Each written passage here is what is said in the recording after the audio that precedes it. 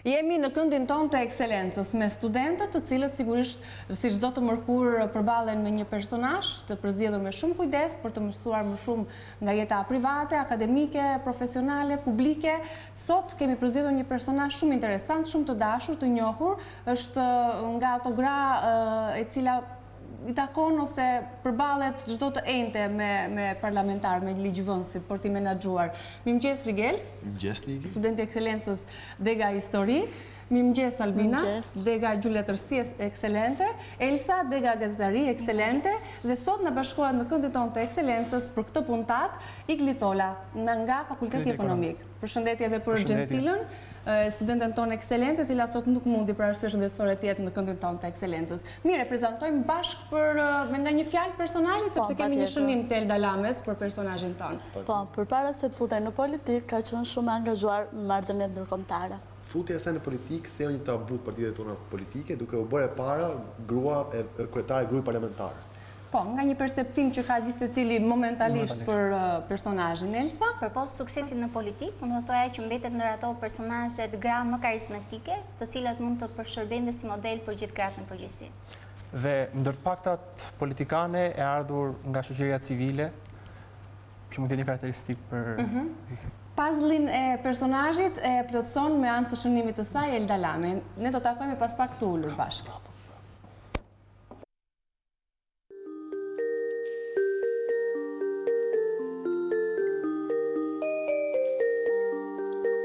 Fillimisht ka qenë angazhuar në lëvizjet qytetare dhe më pas në politikë. Ajo është një emër jo pak i njohur në Partinë Socialiste. Përfundoi studimet në Fakultetin e Ekonomisë dhe ka ekonomi politike. Ndërsa ka kryer një sër specializime jashtë vendit, ajo ka mbajtur poste drejtuese në disa institucione.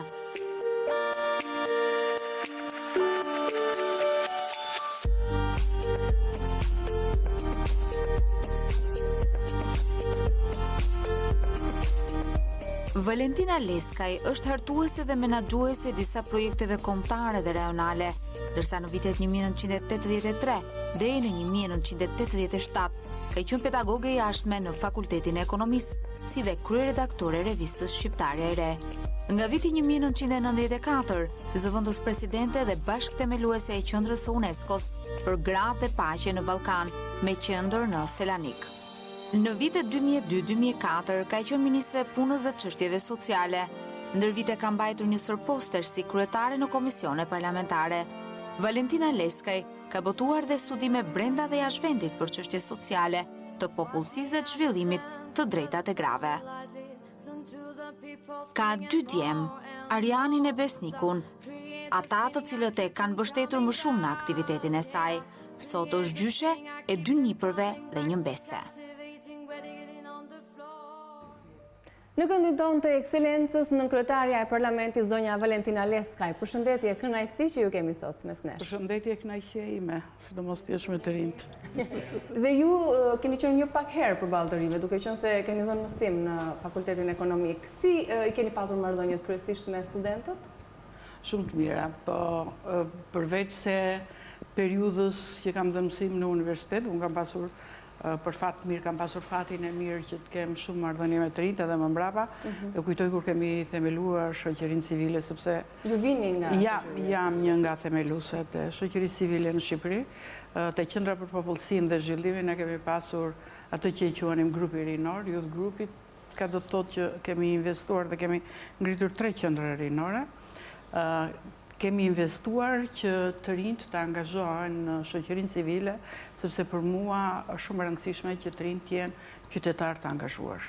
Do të thotë që fillon me këtë, pastaj me shkollën që ne kemi ngritur për politikanet e reja, që ishin kryesisht të reja, ka qenë një nisma ime personale përpara se të hyjë në politikë, për të investuar në vajzat e reja që ato të synojnë, pse jo të përgatitjen për politikën e vendit, natyrisht edhe me fondacionin Qemal Stafa të Partisë Socialiste dhe edhe në zonën elektorale, natyrisht.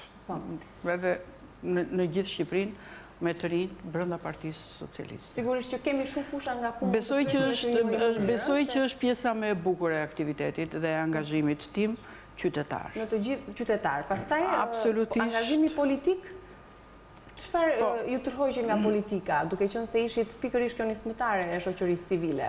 Atëherë së pari unë do të thoshja që ky është angazhim politik gjithashtu edhe qytetar kur investon me të rinj, sepse në fundit të rinjt janë e ardhmja e vendit dhe nuk dua ta them këtë si slogan, por një forcë politike, një shoqëri, një vend që nuk investon tek të rinjt të ardhmja nuk ka të ardhme vetë. Kështu që kjo ka qenë pjesa padyshim e kënaqësisë. Sa i takon faktit që pse dhe si unë vendosa që të bëj këtë kapërcim, që ka qenë një kapërcim jo i lehtë, dhe unë besoj që për njerëzit që janë serios dhe natyrisht njerëzit që nuk e shohin politikën si vend pune, nuk është e lehtë për të marrë një vendim kapërcimi nga shoqëria civile në politikë, sepse ka natyrisht në këtë kohë nuk është se kemi luksin të bëjmë avantazhet dhe disavantazhet, por që natyrisht janë disa dilemat cilat duhet marrin një përgjigje. Në fillim nuk e kam pasur të lehtë, dhe kam hyrë, Ka e një gruaje në politikën tonë. Kam hyrë dhe do t'ju them, do të thonë nga çfarë kam pasur frikë. Kam pasur frikë në fakt nga një gjë. Në fakt, unë mendoj që natyrisht politika është angazhim dhe nuk është vend pune. Ka për fat të keq edhe njerëz që e shohin si vend pune, por për mendimin tim politika është angazhim. Arsye që unë kam hezituar gjëja parë ka qenë çështja e lirisë. Natyrisht, ky ka qenë mendimi im, unë besoj që edhe në politikë njerëzit e kanë veten e tyre në dorë për të qenë të lirë ose për ta ushtruar lirinë e tyre, lirinë e mendimit, të vepruarit, të shprehjes e të gjitha, po gjithsesi i ka disa korniza dhe kufizime. Dhe kjo ka qenë një nga arsyet e para. Familja nuk ka qenë arsye sepse mua familja nuk më ka penguar asnjëherë në zgjedhjet e mia, ka respektuar zgjedhjet e mia. Dua të kujtoj një gjë, se meqense kjo biseda më duket pak e lirë dhe sidomos. Po sigurisht.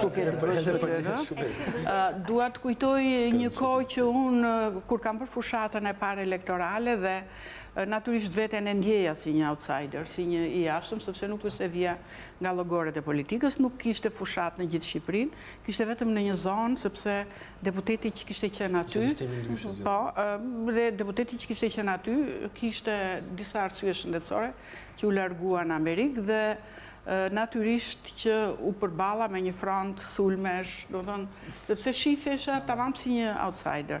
Dhe kujtoj që djalim në një udhëtim, udhëtonte në një avion, ngjitur me një angleze dhe ajo e pyeti që nga je, jam nga Shqipëria.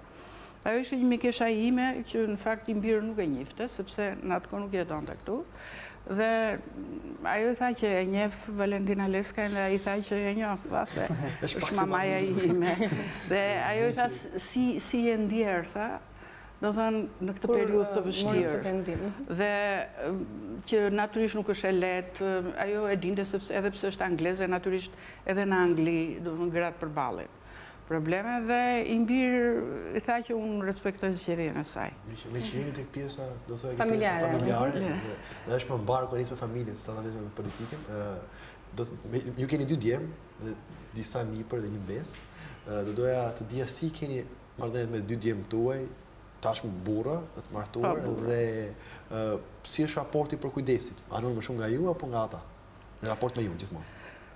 Dhe më thënë, sa i takon kujdesit është vështirë të bësh diferencën se kush bën më shumë.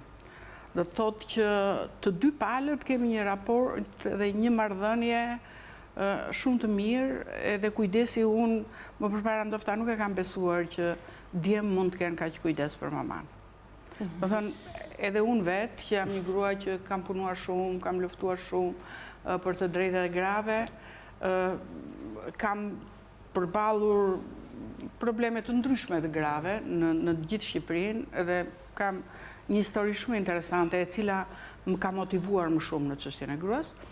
Prap nuk e besoja, nuk e mendoja që janë shumë kujdesshëm, natyrisht unë jam shumë e kujdesshme, po unë nuk e di se sa e kam ruajtur balancën mes dashurisë dhe dashurinë që t'jep nëna dhe kujdesit për edukim apo kujdesit që ata t'jenë qytetarë të denjë të këtij vendi, edhe natyrisht bij të denjë që të justifikojnë dhe emrin e familjes.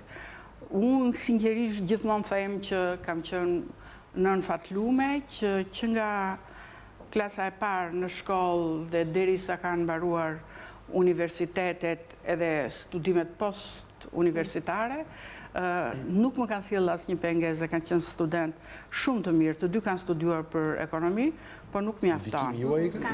Por kjo nuk, unë mendoj që kjo, jo i të dyve, i Timi dhe i Bashër, por unë mendoj që edhe kjo nuk mjafton, që t'jenë student të mirë. Domethënë, unë besoj që ata janë njerëz të mirë. Dhe në qoftë se kemi arritur si familje i sukses, kjo është që ata janë njerëz, domethënë mbi të gjitha dhe natyrisht që kanë qenë edhe student dhe janë punëtor shumë të mirë. Ka qenë e të dyve, edhe imi e mbase, po natyrisht për pjesën time, po dhe bashkëshortit tim, të dy djemt janë ekonomist, bashkëshorti im ka studiuar kimi industriale, do thënë atë kokë, ka qenë inxhinjeri, po shkencat e natyrës. E gjithë familja ka qenë në shkencat eksakte dhe këtë rrugë po marrin edhe fëmijët e djalit tim të madh. Në fakt, Valentina, me shemi tek familja, përveç se nën, jeni edhe gjysha, keni 2 nipër dhe 1 mbes. Si keni raportet me ta? Atëherë, e keni fjallën për mbesën, se 1 mbes kam edhe 3 nipër. Edhe 3 nipër, më falë. Natyrisht, çfarë komenti mund t'ju bësh dhe dashurisë dhe marrëdhënieve të gjyshërve me nipër dhe me ndesa. Ndofta nuk jam nga ato gjyshe që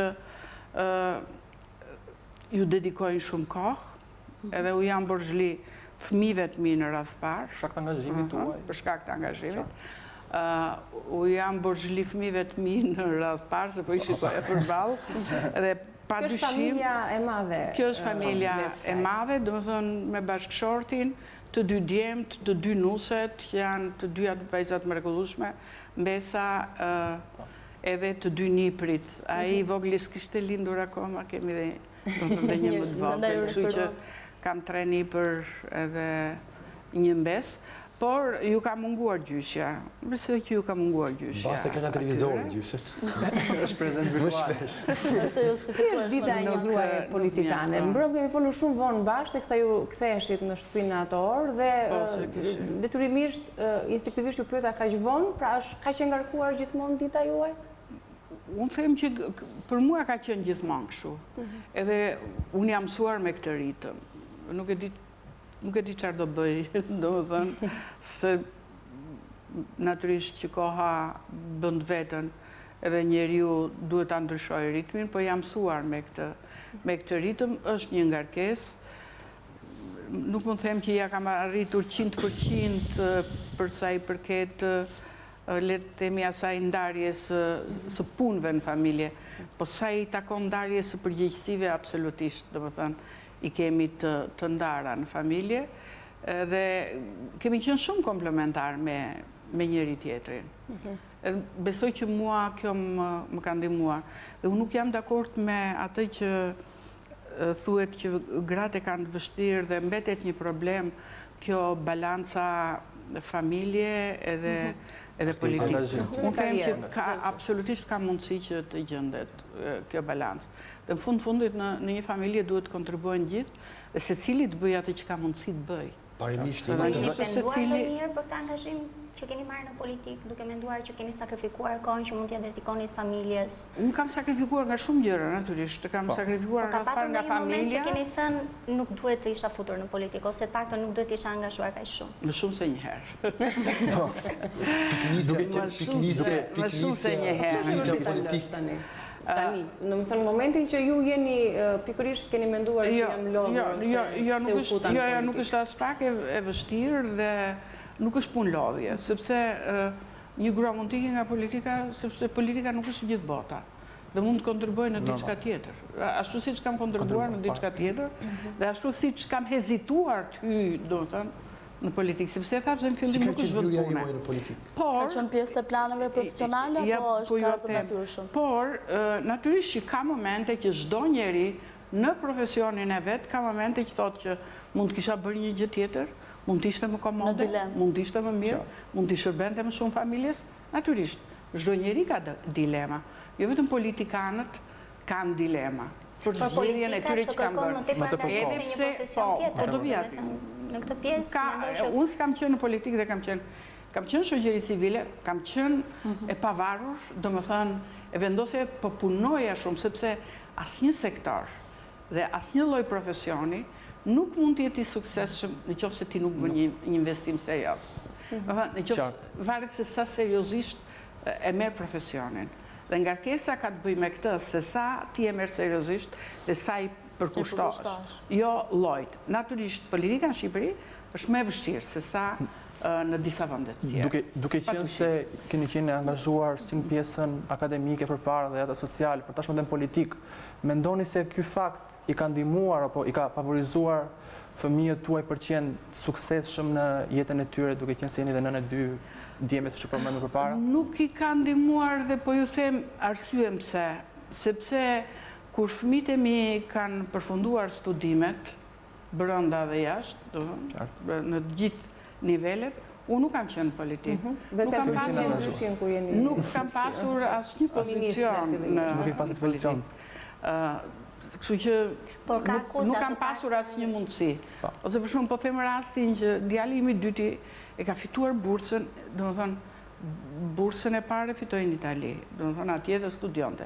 Dhe pastaj fitoi bursën në Itali për të vajtur në Francë, për të bërë në Clermont-Ferrand dhe pastaj në Paris master. E fitoi në Itali, edhe sikur të isha në politik, në Itali nuk e besoj që do më pyeste njeri, do më thëmë për këtë gjë. Unë them që ata i kam paguar kosto politikës, sepse ju ka munguar, mamaja, janë bërë dhe janë paragjykuar, do më thënë, sepse njerëzit nuk e di, nuk dorin të llogarisin as vjeçët e tyre, as kohën kur unë kam hyrë në politikë. Dhe njerëzit, do më thënë, janë paragjykuar në kuptimin që po këtë mund ta ketë këtë status për shkak se ka maman. Gjë që nuk është as pak e vërtet. Aq më tepër që ata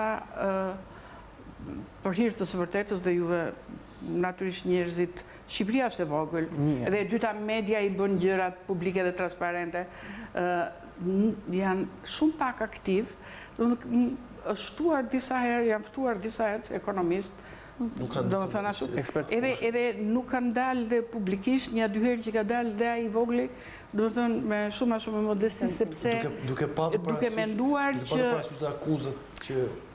ato që janë akuzat se akuzat i bëm. Brenda foltorës, e para një herë që, po, naturisht që në politikë çdo njeri është atakuar, por që këto nuk janë akuza.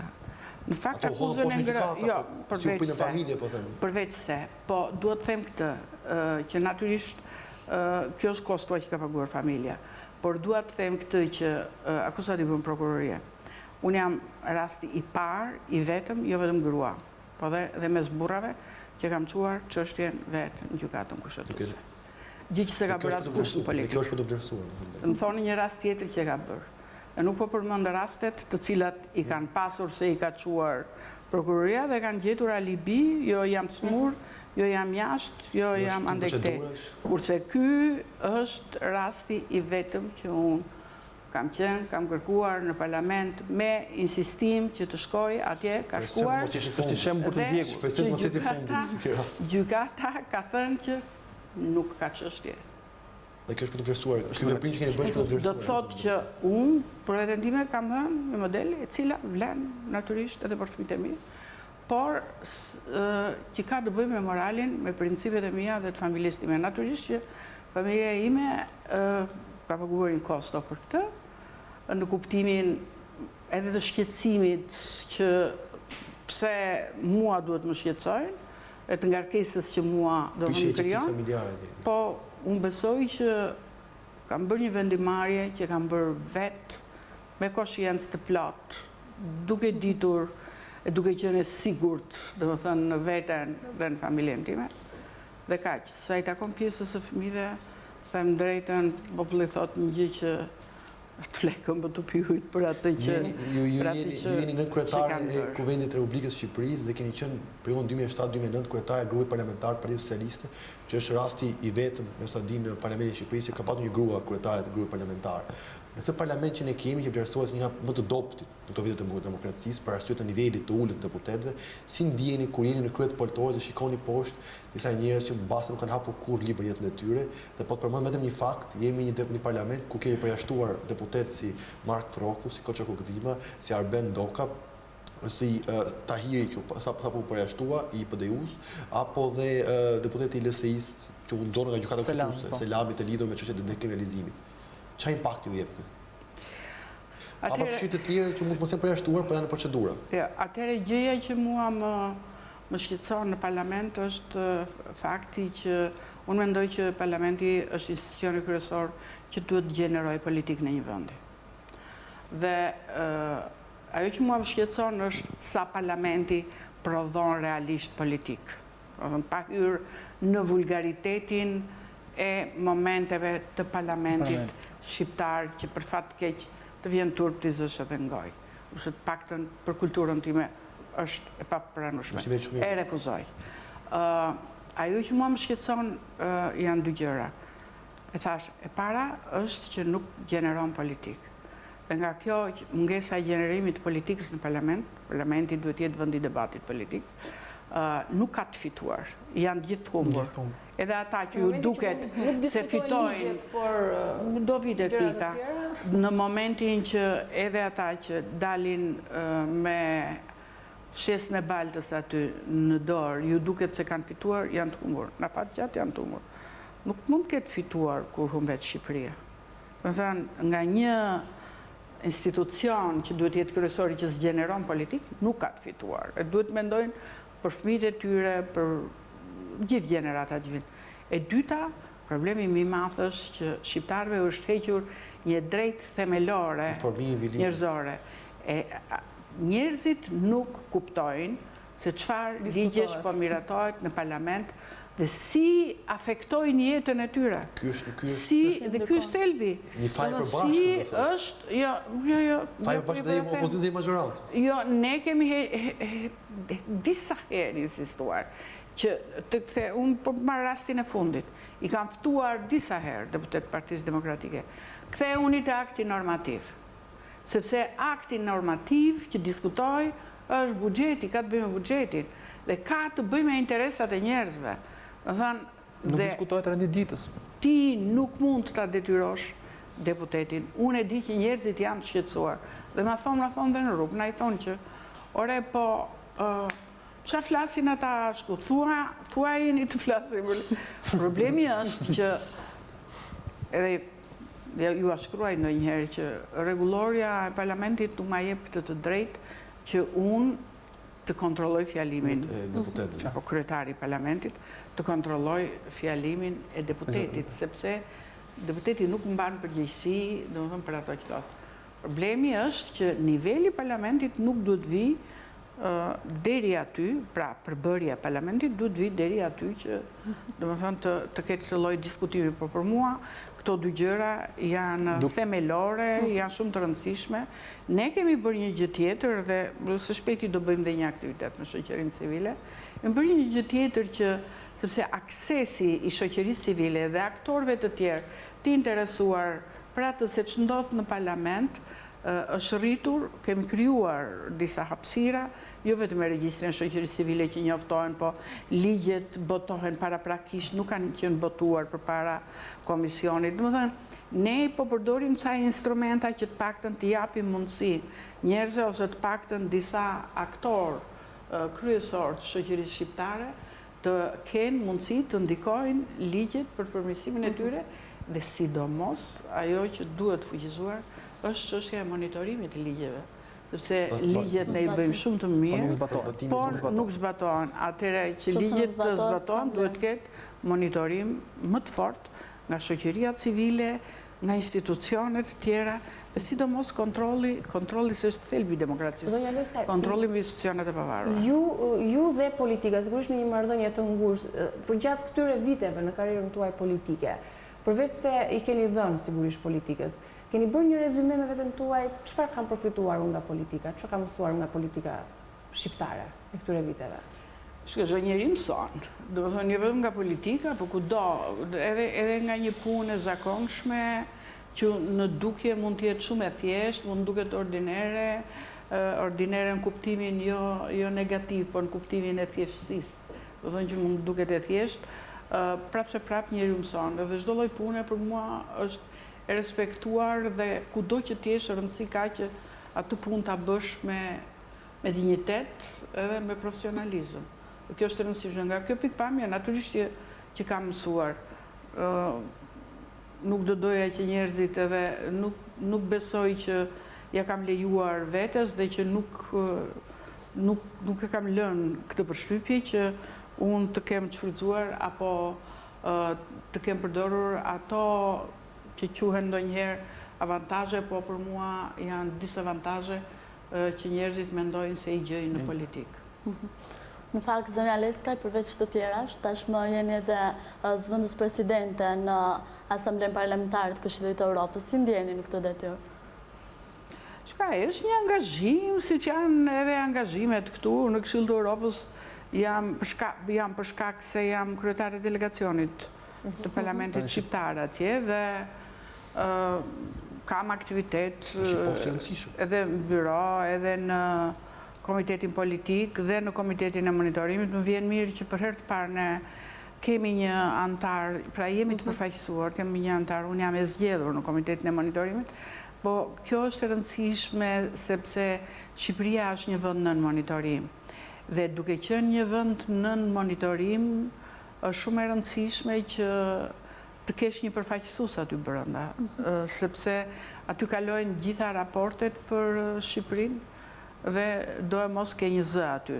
Mund të vesh edhe si i jashtëm kërë raporte për Shqipërinë, po kur vete si i jashtëm ke të drejtë të flasësh 3 minuta ose për një amendament vetëm 30 sekonda. Se atje nuk është si në Parlamentin Shqiptar që mund të flasësh. Që mund të flasësh pa 30 minuta. Cila është fjala më shpesh që përdorin parlamente? Keni menduar ndonjëherë? Në Parlamentin Shqiptar? Statistikë. Ajo që unë kam menduar dhe që më dëshpëron në Parlamentin, më duket sikur kam humbur që nga koha hyrjes në politikë, sikur Parlamenti është kufizuar në rreth 100-200 fjalë, që shumica janë të shara. Dhe kjo është një fatkeqësi e madhe, sepse është një kufizim ideor, është një kufizim kulturor që i ndodh Shqipërisë, sepse nuk është se Shqipëria përdor fjalorin e Parlamentit i cili ka krijuar këtë lloj kufizimi. Por problemi është që ti në një farë mënyre do ndikon, ose e ushqen me mediokritet në një farë mënyre dhe me një kulturë edhe vokabular fjalor mediokër edhe atë. Kurse atje është komplet tjetër, natyrisht, sepse është tjetër niveli i deputetëve. Kërë qenë kryetare e grupit parlamentar për integrimin në 2009, dhe jeni njohës e mirë këtyre çështjeve, këtë tregon edhe karriera që keni bërë në Këshillin e Evropës. Çfarë shkoi keq për qeverinë shqiptare që nuk u hapa negociatat në një shkollë? Atëherë po them, unë kam qenë, po është e vërtet kam qenë e para në kryetare kur u ngrit Komisioni i Integrimit, se ka pas një si komision ad hoc, pastaj punuam. Asocim stabilizimit që ai ishte një komision ad hoc në parlament dhe pastaj punuam me Këshillin Britanik falë mbështetjes partnerëve anglez që ngritëm komisionin për integrimin. Dhe pastaj më vonë kam qenë me Komitetin e Stabilizim Asocimit. Në fillim ka qenë delegacion që ishte në BE dhe pastaj Komiteti Stabilizim Asocimit që nga 2003 kam qenë me këtë delegacionin dhe pastaj komitetin edhe tani jam me Këshillin e Evropës. Unë besoj që raporti i fundit ka qenë një raport pozitiv, vlerësues për sa i përket hapjes së negociatave, se natyrisht ishte një arritje që ne në qeverisjen tonë morëm statusin e vendit kandidat, por natyrisht që edhe duhet të kthehem pak te NATO-a pastaj. Natyrisht që raporti ishte pozitiv, ka natyrisht një vullnet dhe mbështetje nga të gjitha vendet që kapen negociatat. Janë zgjedhjet kusht të quaj? Për shkak të reformës në drejtësi, e cila është normale që pasi u bë vlerësimi që u miratua me konsensus të plot, paketa e ndryshimeve kushtetuese duhet jepen disa prova serioziteti, qëndrueshmërie të zbatimit të reformës në drejtësi dhe kjo është një kërkesë shumë e arsyeshme, biles, kjo është një kërkesë që ne na ndihmon shumë, sepse na nxit, na shtyn që ne të ecim me reformën në drejtësi. Sa i takon zgjedhjeve, natyrisht në çdo vend, unë jam reportere për Maqedoninë, për Moldavin. Edhe çdo hap që është bërë, qoftë për sa i përket monitorimit, qoftë për sa i përket raporteve dhe qoftë për sa i përket avancimit për statusin e vendit kandidat të gjitha, gjëja e parë është gjëja e zgjedhjeve, sepse zgjedhjet janë themeli i demokracisë. Se është edhe le të themi pjesë e përplasjes midis Shtetit Bashkuar dhe Rusisë për territoret e influencës. Ne kemi zgjidhur të problem me kohë. Ajo është, domethënë, ajo është një çështje tjetër, domethënë, se natyrisht është një vend shumë specifik për sa i përket geopolitikës, natyrisht. Edhe natyrisht që është problemi influencave ruse për gjithë Moldavin, por në mënyrë të veçantë për Transnistria. Por e kam fjalën që në çdo vend, sidoqoftë çështja e zgjedhjeve ka një impakt në vlerësimet që partnerët kombëtar bëjnë për ecurinë e proceseve demokratike, sepse aty është thelbi dhe aty është fillimi i një demokracie funksionale.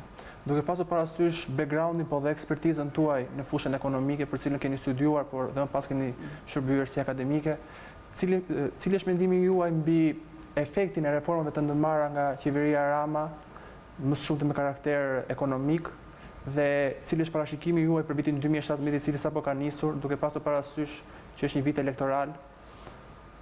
Shiko, unë do thoshja që në këto 25 vjet nuk ka pasur një periudhë më intensive reformash të cilat direkt apo indirekt afektojnë ekonominë e vendit. Këto 3 vjet mund t'i quaj 3 vite të reformave të mëdha. Dhe pse them që afektojnë? Ndonjëherë thuhet reforma në drejtësi ka të bëjë me gjyqin, me hajdutin, me të gjitha këto, nuk mund të eci ekonomia e një vendi nëse nuk ka një sistem gjyqësor të pavarur. Nuk mund të eci ekonomia e një vendi nëse ka nivel të lartë korrupsioni. Dhe nuk mund të luftohet niveli i lartë i korrupsionit, pa drejtësia, të gjitha çështjet e pronës përplasen në gjykat, me situatën që kemi ne. A mund të zhvillohet një ekonomi, tregu nëse ke probleme të mëdhaja të pasgjidhura të pronës? Absolutisht jo. Pra, reforma e nisa nga e fundit nga reforma në drejtësi, sepse është kryer reforma dhe që përveç tjerash, besueshmërinë. Ka dhënë dhe efektet në fakt, do me thënë kohët e fundit në media, në lidhje me gjykatësit dhe çdo gjë tjetër. Por nëse flasim, sigurisht, por nëse flasim për të mira, unë e di që ju do përmendni shumë reforma, por ka patur ndonjë gjë që është bërë gabim edhe që do vide aty, nuk kam komplekse, i them ato gjëra që i mendoj që mund bëshin më mirë. Natyrisht që reforma e territorit është shumë e rëndësishme. Administrative? Edhe ndikon, administrative territoriale, është shumë e rëndësishme. Procesi ka mbështetur dhe opozita, që vjen dakord. Nuk është se kanë mbështetur. Përfaqësues të opozitës që kanë qenë këtu e kanë përshëndetur se e kanë si reformë, por që kanë rolit të gruas në qeverisje, që kanë qenë kundër në fakt. Procesi decentralizimit që ka filluar me këtë është shumë i rëndësishëm. Shumë i rëndësishëm edhe për zhvillimin ekonomik, po është shumë i rëndësishëm për fuqinë që merr pushteti vendor dhe që jep mundësi të gjenerojë. Reforma kundër informalitetit është shumë e rëndësishme. Nuk mund të zhvillohet një ekonomi me një nivel informaliteti siç ka qenë, do të thënë, në shifra katastrofike. Qoftë për energjinë, për ujin, për taksat, për gjitha, është e pamundur që të zhvillohet. Janë një sër reforma tjera shumë të rëndësishme. Mund mos bjem dakord, hajde diskutojmë. Do thëmë për reformat, po t'i marrim një nga një, po e di që e kemi kohën të kufizuar, por që kanë një impakt në ekonomi.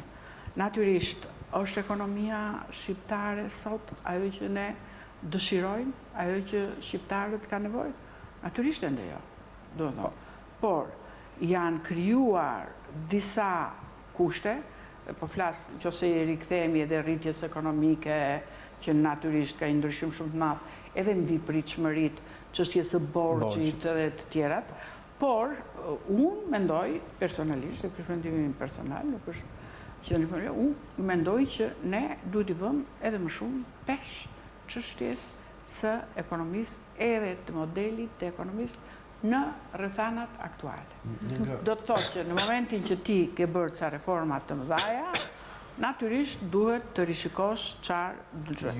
Dhe përveç kësaj, natyrisht ne nuk jemi një ekonomi e izoluar, jemi një ekonomi që operon brenda një shoqërie globale dhe ende debati është i hapur mes modeleve ekonomike, ka që anojnë nga austeriteti, nga shtrëngimi, ka që anojnë nga liria dhe që ne duhet dëgjojmë pikën që i përshtatet më mirë kësaj ekonomie shqiptare bazuar në kushtet që kemi, në infrastrukturën e trashëguar. Me pjesa e ekonomisë, ju jeni edhe kryetare e grupit të miqësisë, grupit të deputetëve të Parlamentit të Shqipërisë, të miqësisë Shqipëri-Izrael.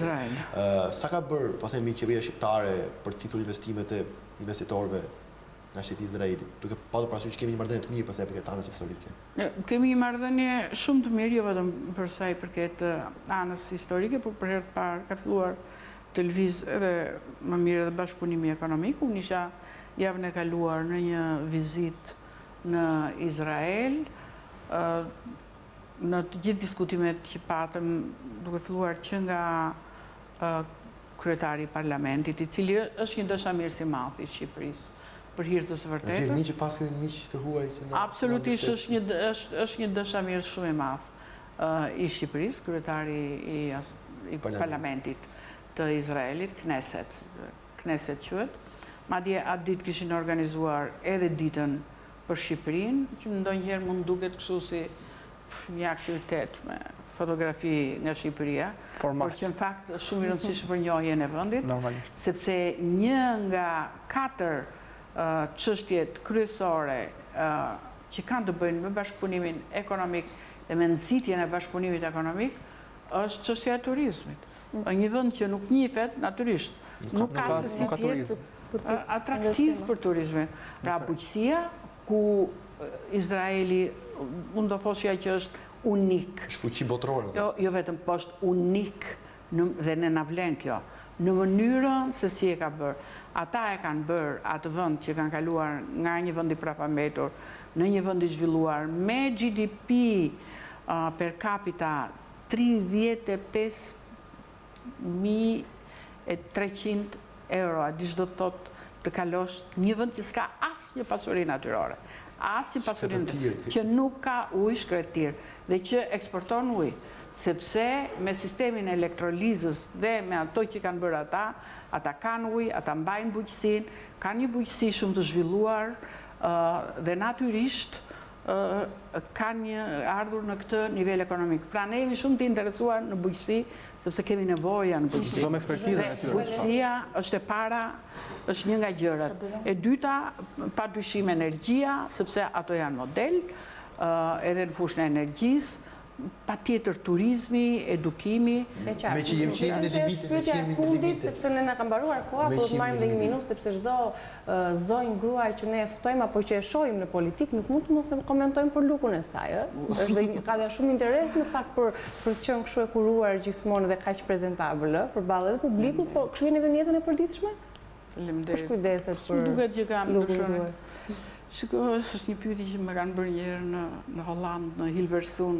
Ato kanë ca studio të famshme në Hilversum, kanë qenë njerë, ku edhe trejnohen, ka qenë që nga bushi. Dhe pyetja parë që bëjnë këke këshilltar, Në fakt, ne akoma nuk e kemi të stadi në Shqipëri këshilltarin për Kujdeseni për lukun, për imazhin, për ngjyrat, për xhaketën, për besoj që njeriu me kalimin e kohës e kupton çfarë i rri dhe çfarë nuk i rri. Besoj, shpresoj që ta kemi kuptuar mirë. E keni kuptuar shumë mirë. Ke ndonjë pyetje të fundit? Një të fundit. Një që është më shumë aktuale, do të ketë një ripërtëritje të marrëveshjes të dytë, po themi Aleancës për Shqipërinë Europiane LSI-PS?